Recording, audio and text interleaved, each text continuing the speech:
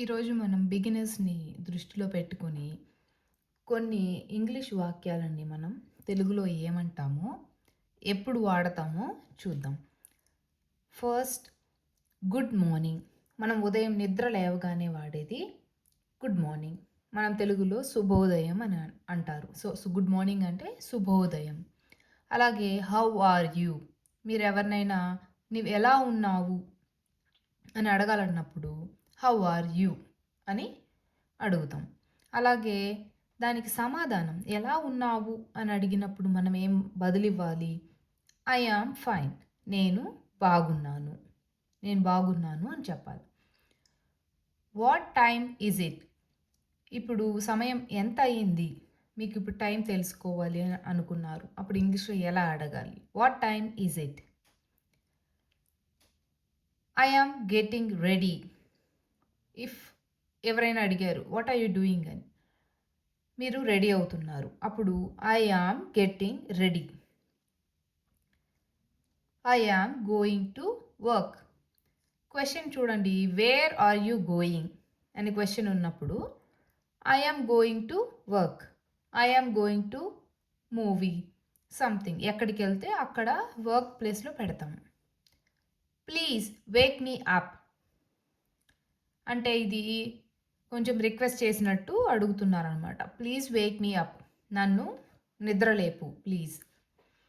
I am feeling sleepy.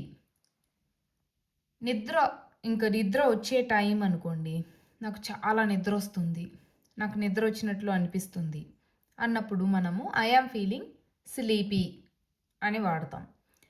అలాగే have a nice day అంటే మీకు ఎక్కడికైనా వెళ్ళి ఎవరితో అయినా మాట్లాడి పని అయిపోయి తిరిగి వచ్చేటప్పుడు మిగిలిన రోజు మీకు సజావుగా ఉండాలి, బాగుండాలి అని విష్ చేయడం అనమాట. Have a nice day.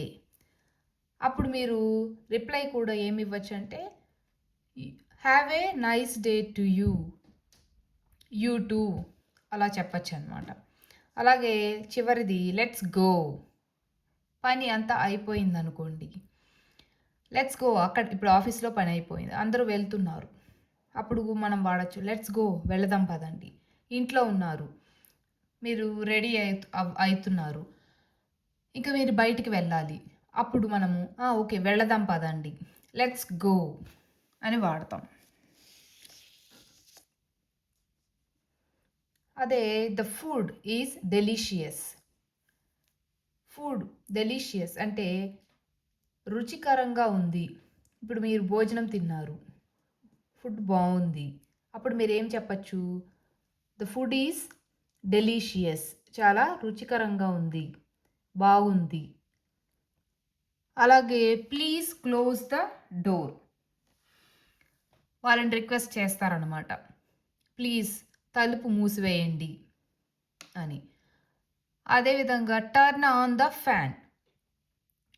మనము ఇప్పుడు ఫ్యాన్ని మీరు ఆన్ చేయండి అని అడిగినప్పుడు ఇంగ్లీష్లో టర్న్ ఆన్ ద ఫ్యాన్. అదేవిధంగా turn on the TV, turn on the light. So ఈ ఎలక్ట్రికల్ అప్లయన్సెస్, సో వీటిని ఎలక్ట్రానిక్ గూడ్స్ ఉంటాయి కాబట్టి అందులో మూమెంట్, ఇప్పుడు ఫ్యాన్ అయితే తిరుగుతుంది, అదేగా టీవీ అయితే మనం చూడగలము, లైట్ అయితే కూడా వెలుగుతుంది. సో ఇట్లాంటివన్నీ అప్లయన్సెస్ని వాడేటప్పుడు మనం turn on the TV, turn on the fan, turn on the light అలా వాడతాం. I am cleaning my room. నేను నా గదిని శుభ్రపరుస్తున్నాను, శుభ్రం చేస్తున్నాను. Where is my phone? Where is my phone? నా ఫోను ఎక్కడుంది? I am watching TV. I am watching TV. ఖచ్చితంగా టీవీ చూసేటప్పుడు వాచింగ్ అనేదే వాడాలి. ఐ యామ్ సీయింగ్ అనో లేకపోతే ఇంకోటో వాడకూడదు. I am watching TV. Television, TV అయినా టెలివిజన్ అయినా ఒకటే. Please help me. దయచేసి సహాయం చేయి నాకు. అంటే అది యూ కావచ్చు, దే కావచ్చు, ఎవరినైనా అడుగుతుంటారో వాళ్ళని ప్లీజ్ హెల్ప్ మీ, ప్లీజ్ నాకు సహాయం చేయండి. I am busy right now. నేను ఇప్పుడు బిజీగా ఉన్నాను. రైట్ నౌ అంటే ప్రస్తుతానికి, ఈ నిమిషం. Can you repeat that?